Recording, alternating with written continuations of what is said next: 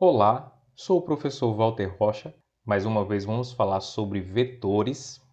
A aula é de física. Vamos especificamente tratar sobre os componentes vetoriais. O que vem a ser essas componentes vetoriais? As componentes vetoriais, também chamadas de projeções, são formas de decompor um vetor. Qualquer que seja o vetor, seja ele colocado em 2 ou 3 dimensões, ele pode ser decomposto. Se você tem um vetor em 2 dimensões, você pode ter pelo menos 2 projeções. Se o vetor está em 3 dimensões, você pode ter também 3 projeções ou 3 componentes. Há possibilidades, que envolvem o vetor estar perfeitamente na vertical ou perfeitamente na horizontal. Quando isso ocorre, um desses componentes vetoriais, uma dessas componentes vetoriais ou projeções, ela tem valor zero. Se o vetor, digamos, está na posição perfeitamente horizontal, nós dizemos que a componente em y é zero. Por outro lado, se nós temos um vetor que está perfeitamente na vertical, nós dizemos que a componente x é zero. Então vejamos, nós já temos aqui uma figura colocada representando um vetor A num sistema bidimensional. Esse vetor, está demarcado em azul e ele tem como característica um certo ângulo θ.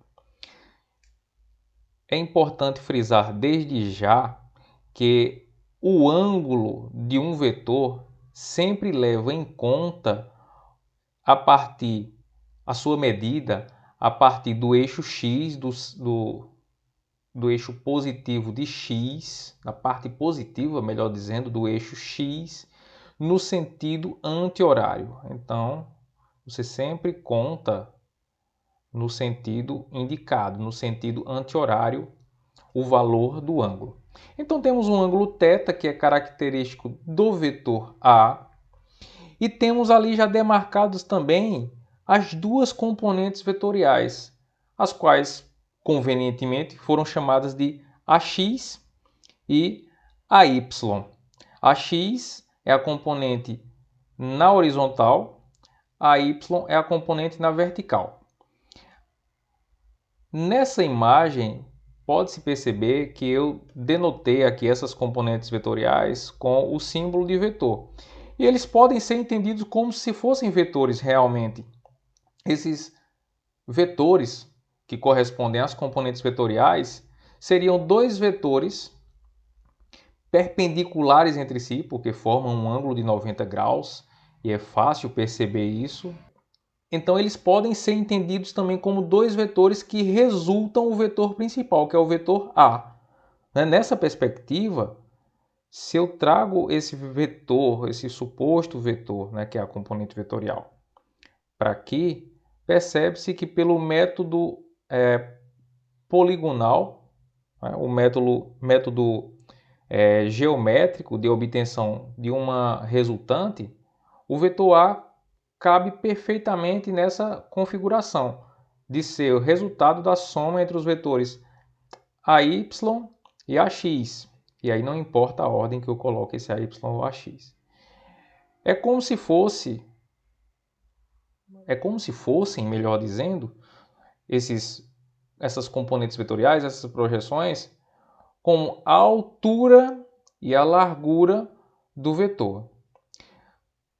É possível também, como eu disse inicialmente, analisar isso em 3 dimensões, tridimensionalmente. E aí você tem uma nova componente, que seria a componente AZ. Logo, todo vetor, para sintetizar aqui a explicação, pode ser decomposto em pelo menos 2 componentes. Componente vetorial, que é a largura, AX, componente vetorial vertical, que é a altura, AY. Avancemos. Daquela figura inicial, né, nós podemos montar um triângulo retângulo. E num triângulo retângulo, nós temos pelo menos 3 razões trigonométricas básicas. Essas razões são o cosseno, o seno e a tangente. O vetor principal é como se fosse a hipotenusa desse triângulo retângulo. A gente pode comparar novamente aqui as duas figuras, para vocês perceberem que o ângulo é o mesmo, as dimensões de AY e AX são as mesmas. E mesmo que fosse para qualquer um outro vetor, as configurações seriam semelhantes. Então nós temos um triângulo retângulo em que temos um ângulo importante ali, o ângulo θ, né, que é o ângulo de referência para esse triângulo. E nós temos os catetos AX e AY. AX como sendo o cateto adjacente, AY cateto oposto. Cateto adjacente, cateto oposto. E decorrem, como eu vinha dizendo, 3 relações trigonométricas importantes, que são o cosseno do ângulo θ, o seno do ângulo θ e a tangente do ângulo θ. O cosseno é definido como o cateto adjacente sobre a hipotenusa e, portanto, o cosseno de θ é igual a AX sobre A. Existe uma outra razão trigonométrica também chamada de seno, e o seno está definido, o seno de um ângulo está definido como a razão entre o cateto oposto e a hipotenusa. E também existe uma terceira relação trigonométrica chamada tangente.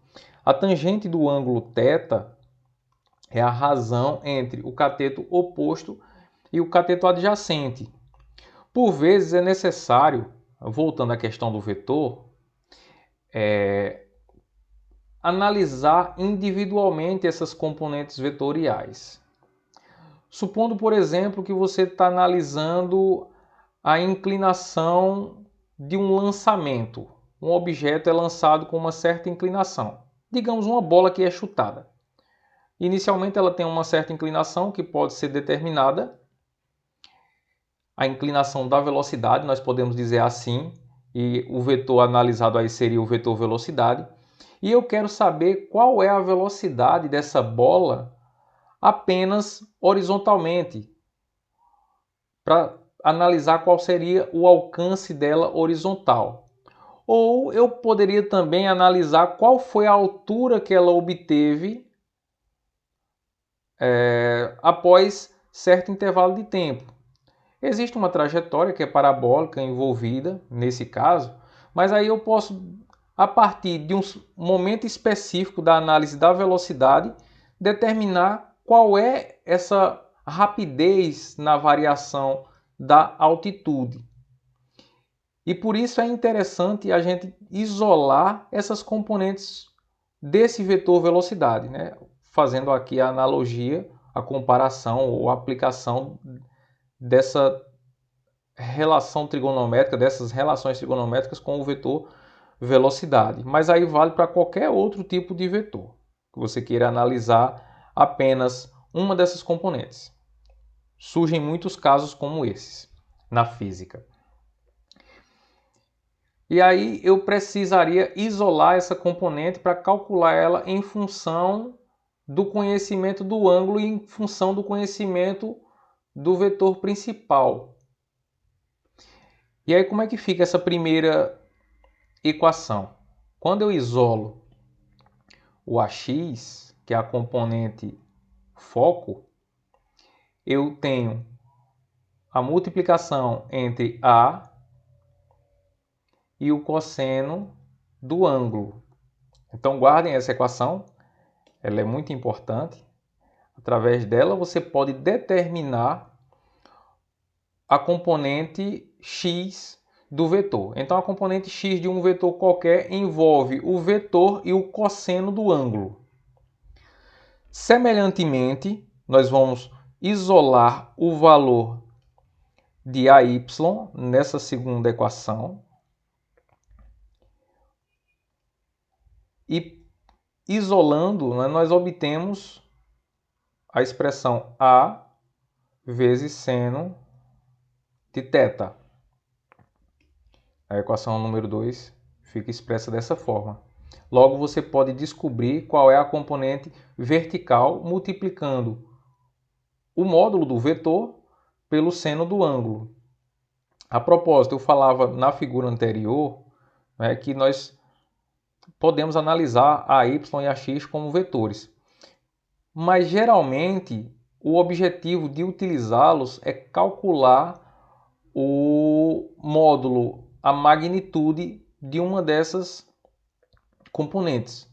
Ou mesmo com o uso de uma das componentes, calcular o módulo do vetor principal. Então, por isso, até aqui nessa parte da explicação, eu não coloquei os elementos vetoriais que caracterizam qualquer vetor, porque o foco neste momento é calcular módulos, calcular intensidades.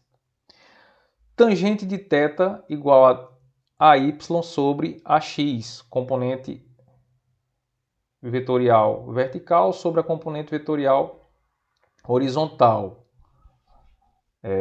Aqui, nesse caso, eu não vou isolar nem a y nem a x. Mas a nossa análise nessa terceira relação trigonométrica é que, se eu tiver o conhecimento de AY e AX, se eu souber quais são os valores dessas componentes vetoriais, dessas projeções do vetor, eu posso determinar qual é o ângulo. Essa razão, AY sobre AX, é justamente a inclinação do vetor. Então, se eu calcular a razão trigonométrica inversa, eu calculo, obviamente, o ângulo θ. Então, o ângulo θ será igual a tangente a menos 1 dessa expressão, AY sobre AX. Isso nada mais é do que você calcular uma razão trigonométrica inversa. É muito útil, através de uma calculadora facilita bastante calcular esse tipo de razão trigonométrica inversa. E a partir dela você determina o valor do ângulo. A tangente a menos 1 dessa razão vai dar o valor do ângulo. Mais uma análise é decorrente da relação entre esses lados e como se configura um triângulo retângulo, pode-se aplicar o teorema de Pitágoras.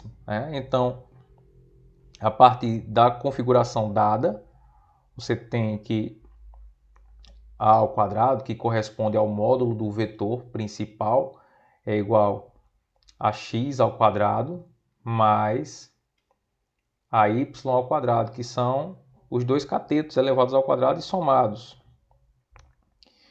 Por fim, você pode isolar o valor de A, isso já é de conhecimento de vocês, eu estou aqui só chovendo no molhado. Raiz quadrada de ax ao quadrado mais a y ao quadrado, que vai dar o módulo desse vetor. Conhecendo então as duas componentes, eu posso calcular o módulo do vetor. E se for em 3 dimensões, se você tiver 3 componentes em 3D, a expressão é similar. O módulo do vetor A vai ser igual a ax ao quadrado mais ay ao quadrado mais az ao quadrado. Tudo isso dentro da raiz. E lembrando que agora eu acrescentei uma terceira componente vetorial, que é a componente az. Se nós colocarmos uma terceira dimensão, essa terceira dimensão geralmente é chamada de z, e portanto a componente relacionada a essa esse eixo é chamado de AZ. Então, temos a possibilidade de utilizar o Teorema de Pitágoras em 2 dimensões ou em 3 dimensões.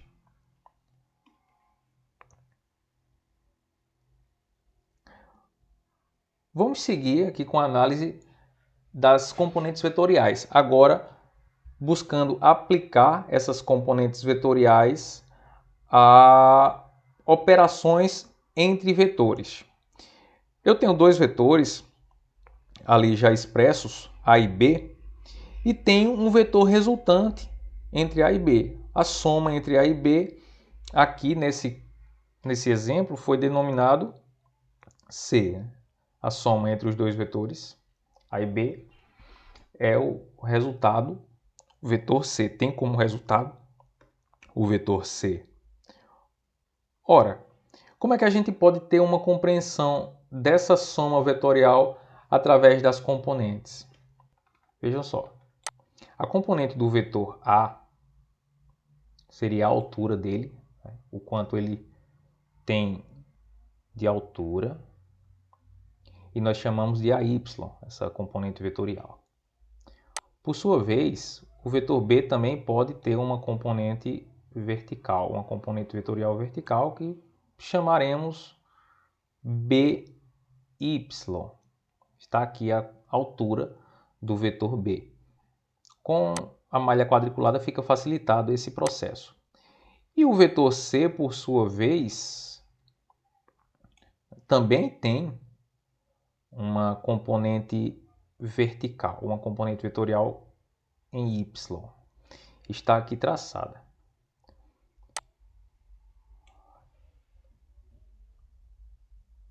Se nós já sabemos que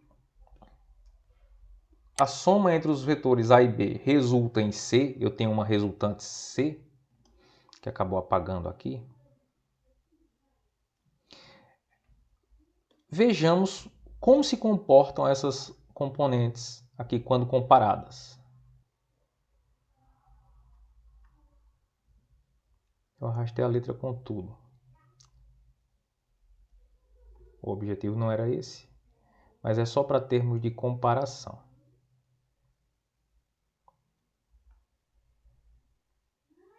Veja o que acontece quando eu junto as componentes do vetor A e do vetor B. São justamente correspondentes à componente vetorial do vetor C, do vetor resultante. Bom, vamos guardar esse resultado e analisaremos agora as componentes horizontais.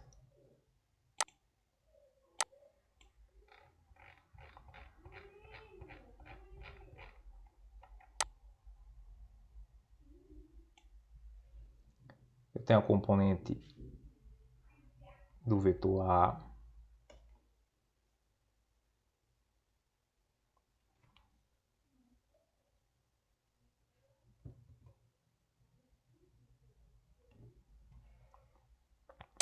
eu tenho a componente do vetor B,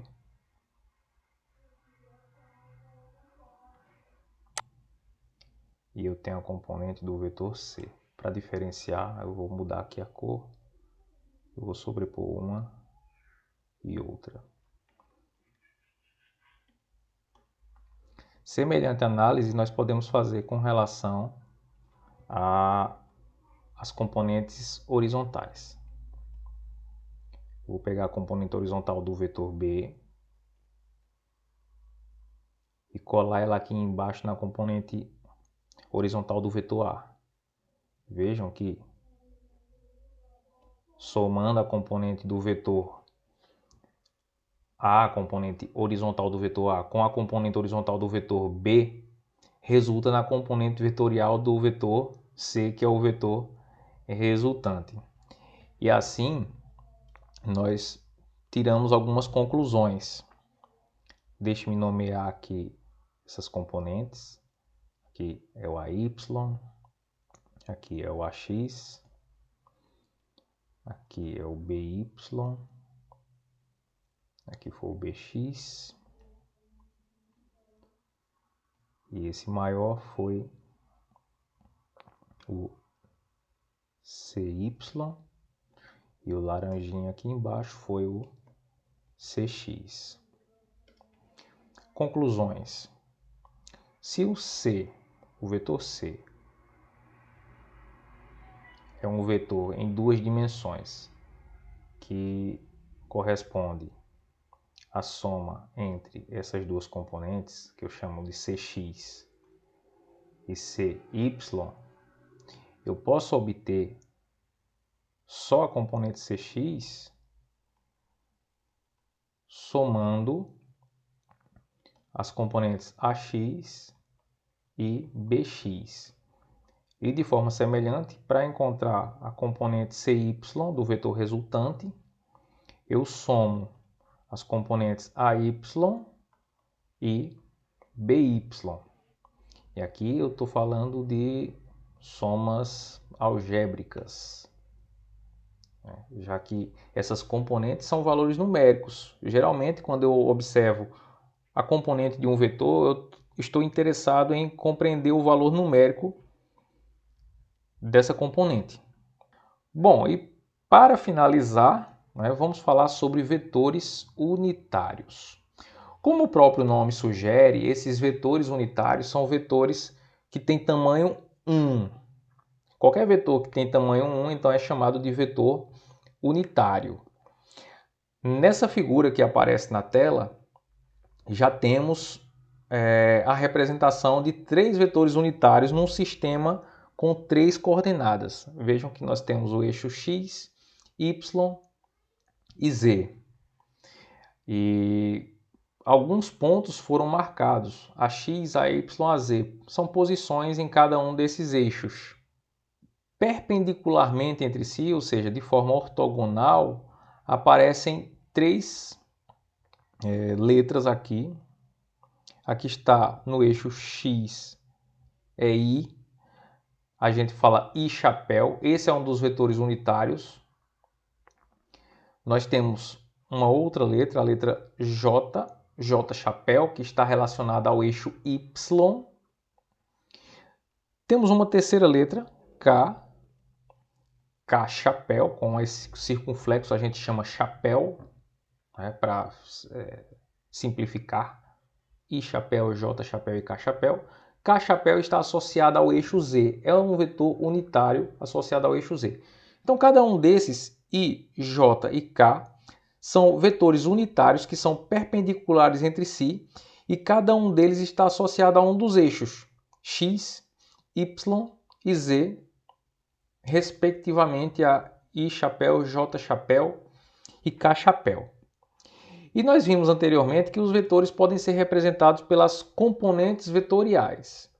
Eu posso também representar um vetor através da notação de vetores unitários. Vetores unitários também são chamados de versores.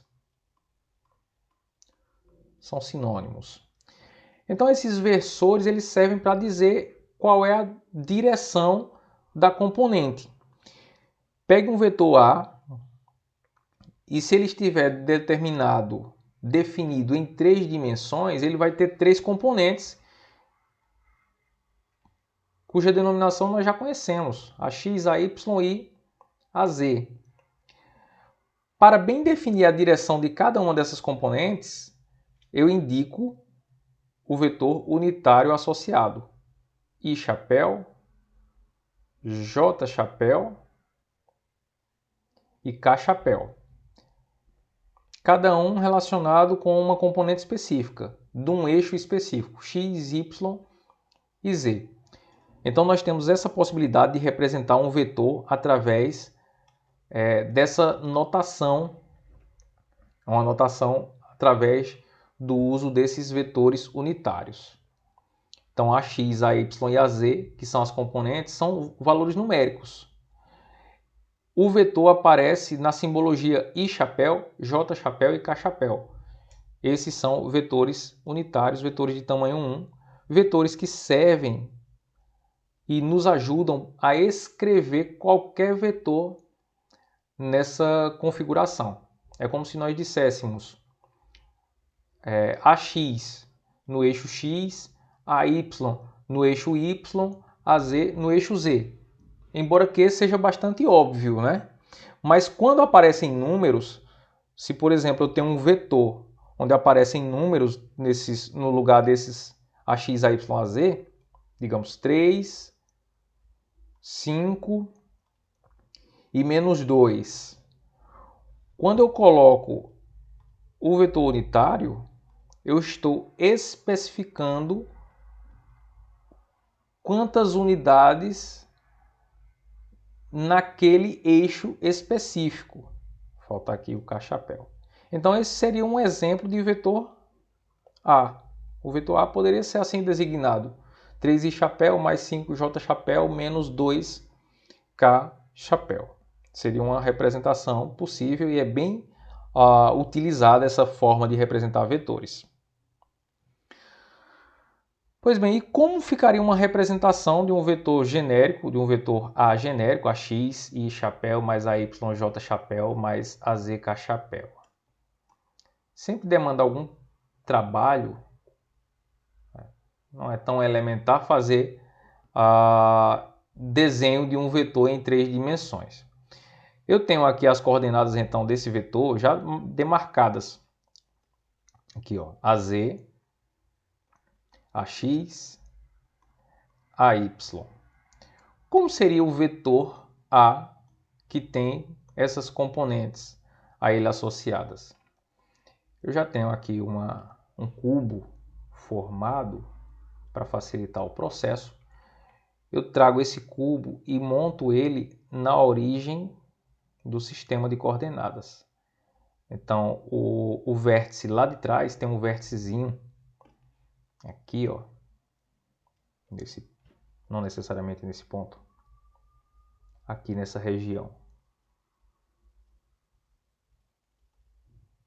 Eu posiciono esse vértice lá na origem do sistema de coordenadas. Eu vou apagar essa parte azul para não poluir demais a imagem.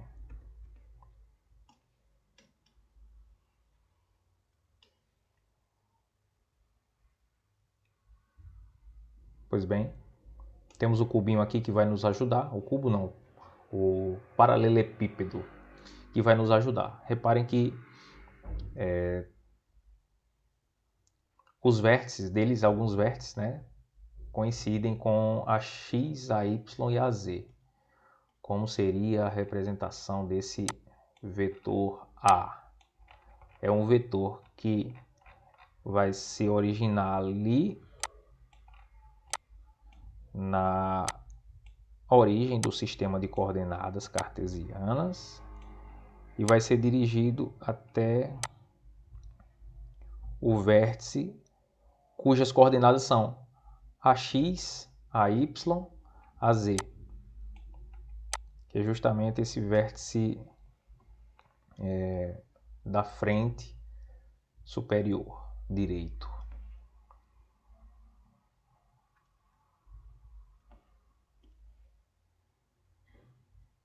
Então está aqui o vetor A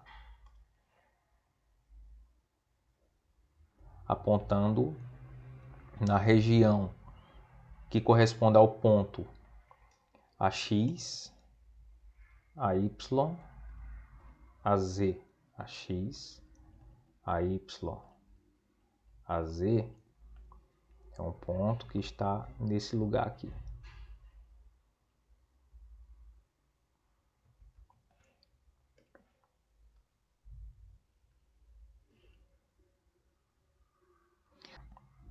Ficamos por aqui. Até a próxima aula. Tchau!